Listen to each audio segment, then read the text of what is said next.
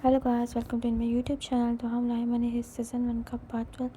तो हम अपना पार्ट 12 स्टार्ट करते हैं। यहाँ दिखाते हैं कि एंजल जो है ड्रिंक करते हुए मुसलसल रकेल को कॉल कर रहे होते हैं और उससे सॉरी कर रहे होते हैं क्योंकि आज उन्होंने कुछ ज़्यादा ही उससे बदतमीज़ी कर दी होती है। रकेल प्रोफेसर को गन पॉइंट पे उनके ठिकाने पे लाती है और उन्हें कहती है कि दरवाज़ा खोलो। प्रोफेसर कुछ नर्वस से दिख रहे होते हैं और रकेल को यही चीज़ कुछ मशकूक कर रही होती है। उसके बाद वो प्रोफेसर को आगे आगे रखती है और प्रोफेसर से दरवाज़ा खुलवाती है। प्रोफेसर दरवाज़ा खोल ही होते हैं और कुछ घबराए हुए भी लग रहे होते हैं। उसके बाद वो रकेल से पूछते हैं कि मुझे समझ नहीं आ रहा है कि मैंने ऐसा क्या कर दिया है कि तुम्हारे उस दोस्त को मेरे ठिकाने पे ड्रग्स मिल गए या उन्हें ऐसा लगा कि मैं यहाँ ड्रग्स बनाता हूँ या कोई ड्रग्स बेचता हूँ। उसके बाद वो लॉक खोल देते हैं और लाइट्स ऑन कर देते हैं। रकेल अंदर जाती है और देखती है कि सब चीज़ें बिल्कुल नॉर्मल होती हैं जैसे कोई फिल्म का सेट है और वहाँ पे फेरी लाइट से बहुत ही अच्छी डेकोरेशन भी की गई होती है। हाँ, लेकिन वहाँ पे कोई प्रॉपर बेड नहीं होता, वो कोई रूम नहीं दिख रहा होता है। और वो प्रोफेसर को कहती है ये सब क्या है। आगे सीन मिंट की तरफ शिफ्ट हो जाता है। वहाँ पे हमें मोनिका और डेनवर के कुछ सीन दिखाए जाते हैं जहाँ पे डेनवर मोनिका को डांस करके दिखाता है और उसे बताता है कि सबसे पहले यानी मिंट में चोरी से पहले यहीं क्लब्स में छोटे मोटे जान डांस भी करता था।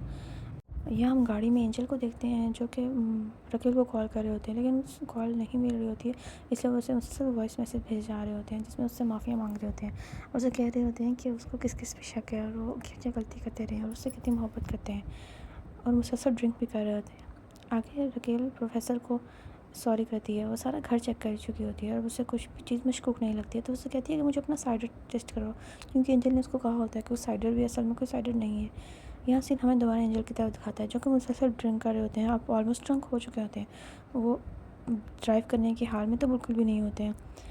अब सीन दोबारा प्रोफेसर और रकेल पे आता है। प्रोफेसर जिसके पास पैसे थे और अगर किसी का पैसा होता है तो वो कुछ ही मिनटों में अपने पूरे जगह को बदल सकता है और प्रोफेसर ने ऐसा ही किया था क्योंकि वो समझ गया था कि रकेल को उस पर शक हो चुका है।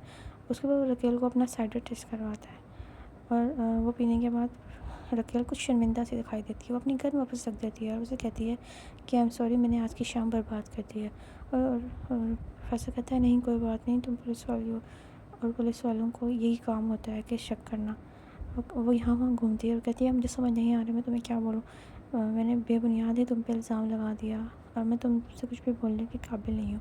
इतना होने के बाद वो एक दूसरे के करीब आते हैं और वो एक दूसरे को किस करते हैं और इसी तरह आगे कुछ सीन दिखाए जाते हैं जिनमें वो एक दूसरे के मज़ीद करीब से करीब तर होते जाते हैं। दूसरी तरफ एंजल मुसलसल कॉल कर रहा होता है रकेल को लेकिन उसका नंबर नहीं लग रहा होता है। यहाँ पे इतनी देर में एंजल को एक कॉल आती है जो कि कोई और से नहीं बल्कि फॉरेंसिक लैब से थी। वहाँ पे एक लड़की जिसे उसने एक स्पून ली थी वो उसे बताती है कि स्पून पे वही फिंगरप्रिंट्स हैं जो हमें आपकी गाड़ी से, पुलिस की गाड़ी से मिले थे। इसका मतलब है उसी शख्स ने छेड़छाड़ की है जिसकी वो स्पून थी। उसके बाद वो एंजल खुश हो जाता है और वो दोबारा से रकेल को कॉल करता है और फिर सेंट मिंट की में शिफ्ट हो जाता है जहाँ पे लोग कुछ हॉस्टेजेस एक प्लान कर रहे होते हैं जिनके साथ ऑर्थो सबसे आगे आगे होता है। उसने सब चीज़ें तैयार कर ली होती हैं। उसे पता होता है कि जो पुलिस वाले हैं और गार्ड्स हैं वो कब तैयार होंगे और वो कहता है कि अभी मुझे मोनिका को लेके आना, उसको छोड़ के मैं नहीं जा सकता और उससे वो हेलसिंकी को वहाँ से हटा सकता है। उसके बाद वो प्लान के मुताबिक हेलसिंकी को कहता है कि मुझे मोनिका से मिलना है। मैं पहले जब उससे मिला था मैं इतना शौक था कि उससे ठीक से बात भी नहीं कर सका हूँ और तुम तो जानते हो ना कि वो माँ बनने वाली है, इसलिए मुझे उसके पास ले चलो। हेलसिंकी कहता है हाँ मैं तुम्हारी इस समय मदद कर दूँगा। दूसरी तरफ वो लोग पिन से अपने सारी हथकड़ियाँ खोल चुके थे। ये पुलिस वाले होते हैं। आगे सीन हमें प्रोफेसर का दिखाया जाता है जो कि आज कैमराज में इन लोगों पे नज़र नहीं रख रहा है और इसीलिए सब कुछ बर्बाद हो रहा है और वो तो रकेल के साथ बहुत ही इंजॉय कर रहा होता है। अब हमें एंजल नज़र आता है जो कि रकेल को कॉल कर करके इतनी रिकॉर्डिंग कर देता है कि उसका रिकॉर्डिंग बहुत फुल हो जाता है, इसलिए वो उसके घर के नंबर पे कॉल कर रहा था लेकिन उसकी मॉम सोई होती है और उसके घर के नंबर पे बहुत सारे वॉइस नोट छोड़ रहा होता है। यहाँ दिखाते हैं कि रकेल कहती है कि मुझे घर जाना है, मेरी बेटी मेरा इंतज़ार कर रही होगी, उसे मुझे सुबह स्कूल भेजना है। और एंजल जो होता है उसे मुसलसल वॉइस भेजा होता है और वॉइस में ये भी बताता है कि वो शख्स, वो जो साइडर वाला बंदा है वही सब कुछ कर रहा है, वही प्रोफेसर है। वो अपने वॉइस में उसे ये भी बता चुका होता है। अभी वो मोबाइल की तरफ देखता ही है क्योंकि मोबाइल की बैटरी डेड हो रही होती है और उसे उठाता है तो गाड़ी आउट ऑफ कंट्रोल होती है क्योंकि वो बहुत ही नशे में होता है और गाड़ी देखते ही देखते वहाँ रोड पे उलट जाती है और उसका बहुत ही बुरा एक्सीडेंट हो जाता है। और और देखने वाले को तो यही लगता है कि इसके अंदर जो शख्स होगा वो बिल्कुल नहीं बचा होगा। आगे सीन हमें प्रोफेसर का और रकेल का दिखाया जाता है। प्रोफेसर अपना पियानो प्ले कर रहा होता है। उसे कहता है कि मैं अक्सर फाइट टाइम में यही करता हूँ और इसी से ये प्ले करते करते कुछ सोचता हूँ। और रकेल भी उसके पास आके बैठ जाती है और वो अभी तक अपने घर नहीं गई होती है, हालांकि वो काफ़ी देर से ही तैयार थी। और फिर दिखाते हैं वो एक बार फिर से एक दूसरे के कुछ ज़्यादा ही करीब आ चुके होते हैं। यहाँ सीन हमें दिखाते हैं कि एंजल रोड पे पड़ा हुआ है और अभी तक वहाँ पे कोई एम्बुलेंस नहीं है। आर्थर हेलसिंकी के साथ मोनिका को ढूंढने आ रहा होता है और उनके सेफ के अंदर से उन्हें कुछ आवाज़ें आती हैं। तो हेलसिंकी कहता है कि क्या ये मोनिका है? तो आर्थर कहता है नहीं नहीं, वो ये नहीं हो सकती है। तो उसके बाद हेलसिंकी दरवाज़ा खोल देता है, लेकिन अंदर मोनिका होती है जो कि डेनवर के साथ इंटीमेट हो रही होती है। और ये सब देख के आर्थर तो बिल्कुल शॉक्ड हो जाता है, क्योंकि वो उसके बच्चे की माँ बनने वाली होती है। तो उसे समझ ही नहीं आता वो क्या करें। आगे हमें पुलिस के सीन दिखाए जाते हैं, जहाँ पे पुलिस वो जिन्हें कैद करके रखा गया था वो अपनी हथकड़ियाँ खोल चुके होते हैं। ओस्लो उनको खाना देने आता है, लेकिन वो देखता है कि उनके हाथ में हथकड़ियाँ नहीं है, वो अकेला होता है और किससे सबको मैनेज कर सकता है। इतने सारे पुलिस वाले वहाँ बैठे होते हैं और उन पे गन पॉइंट आउट करता है, लेकिन पीछे से कोई आके उसके सर पे डंडा मारता है और वो इतना शदीद होता है कि उसी टाइम वहाँ गिर जाता है और अनकॉन्शियस हो जाता है। उसके सर से खून की धारें निकलना शुरू हो जाती हैं। ये सब कुछ कैमरे में भी आ रहा होता है, लेकिन प्रोफेसर क्योंकि इस वक्त रकेल के साथ मसरूफ़ होता है, इसलिए वो ये सब नोटिस नहीं कर पाता है। आगे से हमें दोबारा हेलसिंकी और ऑस्लो का दिखाया जाता है। ऑस्लो कहता है हेलसिंकी को तुम यहाँ से जाओ और मोनिका को भी ले जाओ, मैं डेनवर को छोड़ूंगा नहीं, मैं इसको बुरा हाल कर दूंगा। डेनवर हैरान हो जाता है। मोनिका कहती है मैं यहाँ से नहीं जाऊँगी, मैं बिल्कुल भी नहीं जाऊँगी, ये सब मेरी मर्ज़ी से हुआ है। और तो कहते हैं नहीं, इसने तुम्हें वर्गलाया है, ये इसीलिए तुम्हारे पीछे पीछे घूम रहा था, मैं सारी बात समझ गया हूँ, इसलिए मैं अब इसके सबक सिखाऊंगा। तो डेनवर और हेलसिंकी हंसना शुरू हो जाते हैं। आखिर डेनवर फिर कह देता है हेलसिंकी को कि तुम मोनिका को यहाँ से लेके जाओ, कहीं और शिफ्ट करो, मैं इससे दो दो हाथ करके आ जाता हूँ, जो ये चाहता है आखिर वो हो जाए। और वो मोनिका को भी कहता है कि तुम यहाँ से जाओ। मोनिका कहती है नहीं, मैं ऐसे कैसे तुम्हें छोड़ के चली जाऊँ, मुझे डर लग रहा है। वो कहती है नहीं, तुम्हें घबराने की ज़रूरत नहीं है, सबके बाद मैं तुम्हारे पास आ जाऊँगा। और उसके बाद वो लोग वहाँ से निकल जाते हैं और डेनवर औरतों की तरफ मुड़ता है, कहता है कि हाँ अब तो क्या चाहता है। कहते हैं कि तुमने ये ठीक नहीं किया, मैं तुम्हें छोड़ूंगा नहीं, तुम्हारी बकवास हंसने के लिए मैं तुम्हारा मुँह ही तोड़ दूँगा, ताकि तुम यही वाली हंसी हंस ही ना सको। तो डेनवर भी उसको बदले में खूब मारता है, वो भी उसका ज़रा भी लिहाज नहीं रखता है। आर्थर भी उसे मार रहा होता है, लेकिन ज़ाहिर है वो डेनवर की तरह तो उसे नहीं मार सकता है और वो खूब मार भी खाता है। आगे सीन हमें पुलिस वालों की और गार्ड्स की तरफ दिखाते हैं, जो कि अपने हथकड़ियाँ खोल के ओस्लो को ज़ख्मी करके अब वहाँ से निकल आए होते हैं। अब वो सब पे नज़र रखते थे, आगे बढ़ रहे होते हैं। तो उनको वो स्टूडेंट मिलता है, वो कहते हैं कि ऑटो कहाँ है? तो कहते हैं ऑटो ने मुझे यहाँ खड़ा होने के लिए कहा था, उसने कहा था कि वो मोनिका को लेके आए, लेकिन वो नहीं है। वो कहते हैं हम उनका इंतज़ार नहीं करते, हमें खुद ही यहाँ से निकलना पड़ेगा। आगे हमें दिखाया जाता है कि डेनवर ने काफ़ी ज़्यादा औरतों को ज़ख्मी कर दिया होता है, लेकिन औरतों के पास एक कैंची होती है जो निकाल कर डेनवर पे जिस पे हमला कर देता है और डेनवर से बिल्कुल मारना ही लगा होता है, उसका गला घोटना शुरू हो जाता है।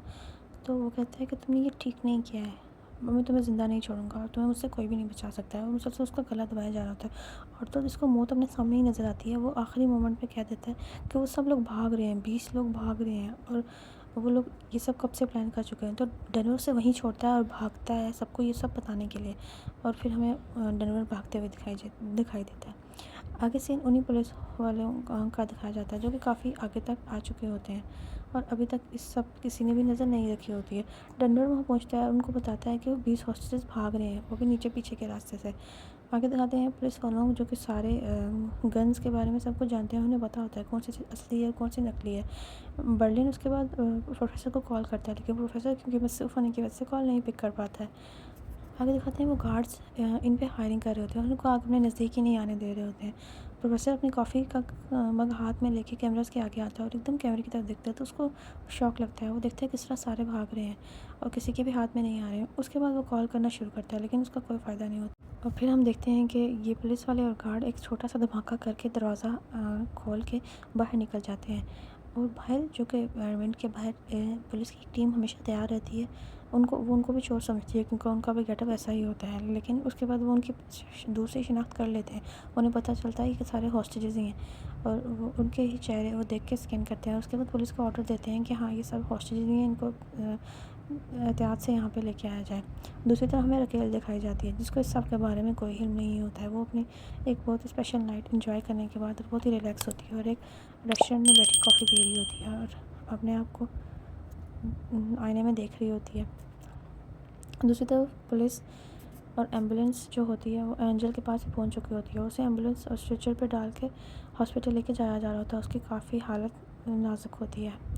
यहाँ दिखाते हैं कि गार्ड्स और कुछ स्टूडेंट्स वहाँ से निकल चुके होते हैं, वो काफ़ी तादाद में होते हैं। उसके बाद पुलिस उस रास्ते से अंदर जाने की कोशिश करती है, लेकिन अब तक बर्लिन लोगों को ये सब कुछ पता चल गया होता है और वो वापस से उस रास्ते को बंद करने की कोशिश करते हैं, लेकिन पुलिस उन पर मुसलसल फायरिंग कर रही होती है।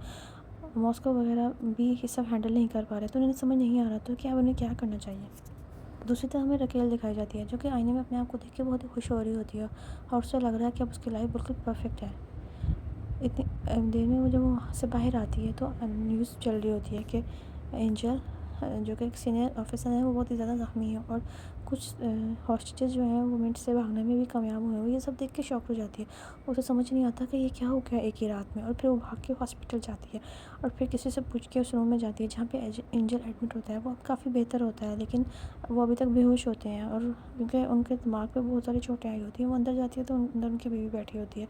वो उनके पास जाके बैठ जाती है तो उनकी बीवी कहती है कि उसने तुम्हें बहुत कॉल्स की और मुसलसल कॉल्स आ रही थी, तो मुझे बता सकती हो वो तुम्हें क्या कहना चाह रही थी या उन्होंने तुम्हें क्या कहा। तो रकेल कहती है कि नहीं, मेरी उनसे कोई बात नहीं हुई है, असल में मैं कुछ बिजी थी और मैं कॉल उठा नहीं सकी हूँ। तो उसकी बीवी कहती है कि वो दिन में तुम्हारी कितनी बातें करते थे, वो तुम्हें पसंद करते थे, ये बात मैं जानती थी, फिर भी मैं बर्दाश्त कर जाती थी क्योंकि किसी की पसंद नापसंद बनना हमारा अख्तियार नहीं है। उसके बाद वो एक वीडियो दिखाती है जिसे जो कहती है कि इन्हीं किसी फ्रेंड ने मुझे भेजी है, जिससे साफ पता चलता है कि ये ड्रिंक कर रहे थे और मोबाइल यूज़ कर रहे थे और कुछ डिप्रेशन में थे। हाँ, लेकिन ये एक्सीडेंट ही था, किसी ने उनकी मदद करने की कोशिश नहीं की, उन्होंने ही लापरवाही की। उसके बाद रकेल वहाँ से बाहर आ जाती है क्योंकि खुद ही बहुत शर्मिंदा होती है। उसे समझ नहीं आ रहा था कि उससे गलती कैसे हो गई है। फिर हमें कुछ पास्ट के सीन दिखाए जाते हैं जहाँ पे नैरो भी होती है, कुछ परेशान होती है और प्रोफेसर उसके पास आता है और उनसे कुछ बात कराता है। वो उनसे पूछती है कि चोरी आपके लिए क्यों ज़रूरी है, आपने कैसे प्लान किया। तो उसे अपनी ज़िंदगी के बारे में कुछ तल्ख बातें बताते हैं, जैसे कि उन्होंने अपनी ज़िंदगी कितनी मुश्किल हालात में गुजारी है। और नैरो भी उनको खूब तंग भी करती है, जो कि उसकी हमेशा से आदत रही होती है।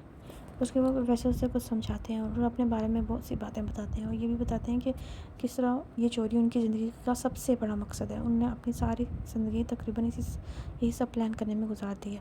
आगे हमें दूसरी तरफ सीन दिखाया जाता है कि डेनवर आगे एक चीट लगा के उसे बंद करने की कोशिश करते हैं, लेकिन पुलिस की मुसलसल फायरिंग की वजह से वो लोग उस दरवाज़े को बंद कर ही नहीं पा रहे होते हैं। और उसके बाद जब वो हेलसिंकी के साथ मिलकर उस दरवाज़े को बंद करते हैं, पुलिस फिर से फायरिंग करती है और वो बोर्ड जिसे वो लगा के बंद करना चाह रहे होते हैं वो वापस से गिर जाता है और वो सब एक दफ़ा फिर छुप जाते हैं। और इतनी देर में टोक्यो जिसे कुछ समझ नहीं आ रहा था वो क्या करे, किस तरह इस दरवाज़े को बंद करे। उसे मशीन गन नज़र आती है और फिर वो मशीन गन लेके उससे फायरिंग शुरू करती है। वो फायरिंग इतनी तेज़ी से कर रही होती है कि पुलिस वाले एकदम हड़बड़ा जाते हैं और वो खुद पीछे हो जाते हैं। और जितनी देर में वो पीछे होते हैं, इतनी देर में वो लोग दरवाज़ा बंद कर देते हैं। और मॉस्को जो कि अपने काम में बिल्कुल एक्सपर्ट होते हैं, वो जल्दी से उस दरवाज़े को दोबारा सील करते हैं ताकि वो खुल ना सके, और उसके बाद उसे बंद कर देते हैं।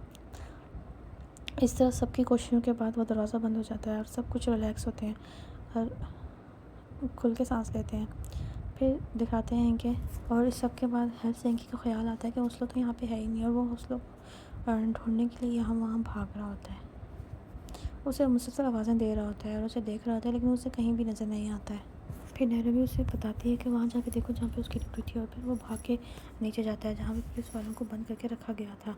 वहाँ पहुँच के देखता है कि खून ही खून है हर तरफ, और उसी के बीच में ओस्लो पड़ा होता है। वो उसे जगाने की कोशिश करता है, उसकी आंखें एक जगह स्टक होती हैं, लेकिन उसे होश नहीं आ रहा होता है। वो नैरोबी और बेलिन से पूछता है कि नहीं, होश क्यों नहीं आ रहा। दूसरी तरफ प्रोफेसर ये सब देख के एकदम शॉक्ड में होता है।